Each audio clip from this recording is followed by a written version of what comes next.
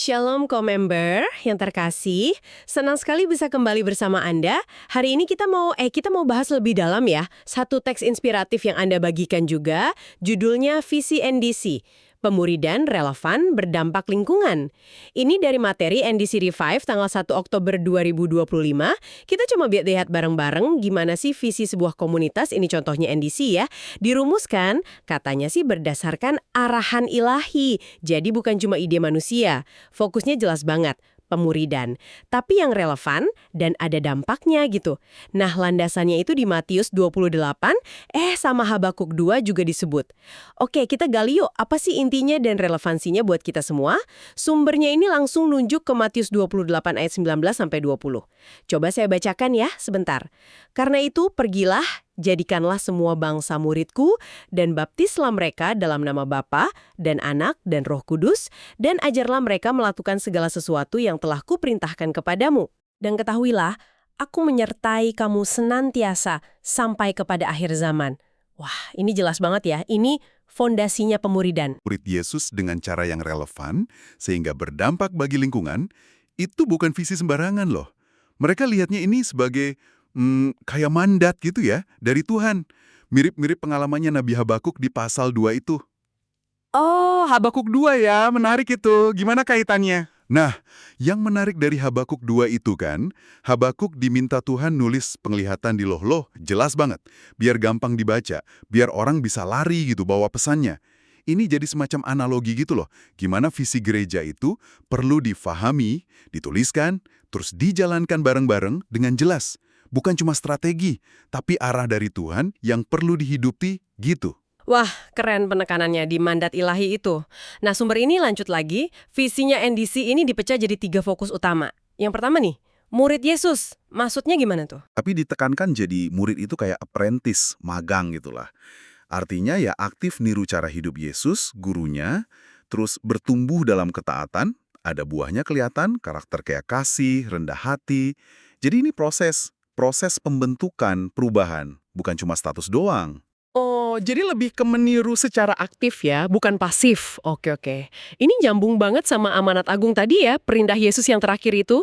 Tapi, nah gimana caranya di zaman sekarang? Kan beda ya konteksnya. Nah, itu dia, pas banget pertanyaannya. Itu masuk ke fokus kedua, cara yang relevan. Ini penting banget nih. Relevan di sini, kata sumber ini ya, bukan berarti kompromi sama kebenaran firman Tuhan. Bukan itu, tapi lebih ke kreativitas. Kreativitas. Iya, kreativitas dan kepekaan juga.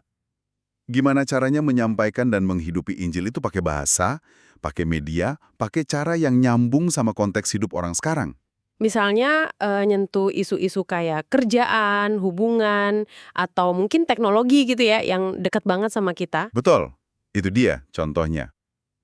Tantangannya kan gimana kita tetap setia sama esensi Injilnya, tapi bikin itu bisa dipahami, bisa menjawab pergumulan nyata orang-orang zaman now gitu. Jadi relevansi itu jembatannya ya, biar firman Tuhan nggak kerasa jauh atau asing. Betul, biar bisa nyapa langsung kebutuhan mereka. Gitu sih intinya. Oke. Nah, yang ketiga nih, muaranya. Berarti ya, berdampak bagi lingkungan. Dampaknya ini bentuknya apa kalau menurut teks ini? Dampaknya ini digambarin sebagai hasil nyata dari pemuridan yang relevan tadi. Jadi nggak cuma soal rohani pribadi aja yang bertumbuh, tapi ada perbaikan konkret di kehidupan jemaat secara menyeluruh. Emosinya, sosialnya, jadi relasi lebih sehat, komunitasnya saling dukung, mentalnya lebih kuat. Wah, jadi kelihatan gitu ya buahnya di kehidupan sehari-hari? Iya, intinya nilai-nilai kerajaan surga itu jadi nyata, kelihatan dalam hidup sehari-hari, dan akhirnya mempengaruhi lingkungan sekitar juga secara positif. Oke, jadi ini bukan cuma slogan bagus di dinding ya, tapi sesuatu yang harus benar-benar hidup. Persis. Makanya tadi pakai analogi Lolo dari Habakuk itu kan. Visi ini perlu tertulis, bukan cuma di kertas atau dinding, tapi di hati, di ucapan, dan terutama di tindakan. Tindakan para pemimpin dan seluruh jemaatnya. Jadi komitmen bersama yang dihidupi, bukan cuma kata-kata indah aja.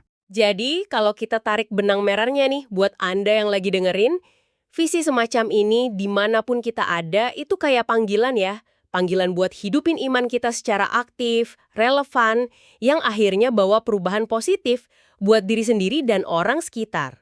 Iya, benar. Dan kalau merujuk ke sumber yang kita bahas ini, ada pertanyaan refleksi yang bagus nih buat Anda bawa pulang. Gini pertanyaannya, lepas dari konteks gereja NDC ini ya, gimana Anda secara pribadi bisa menghidupi atau mungkin mendukung sebuah visi pemuridan yang relevan dan berdampak di lingkungan Anda sendiri, dimanapun Tuhan tempatkan Anda? Ini satu hal buat direnungkan ya. Wah, pertanyaan yang bagus banget buat refleksi pribadi. Terima kasih ya sudah berbagi, dan terima kasih juga buat Anda semua yang sudah menyimak kajian kita kali ini. Semoga ada perspektif baru yang didapat ya. Oh ya, bagi Anda yang mungkin tertarik atau ingin tergabung dengan Core NDC, informasinya bisa Anda dapatkan dengan mendownload aplikasi NDC Ministry. Sekian dari kami, Tuhan Yesus memberkati.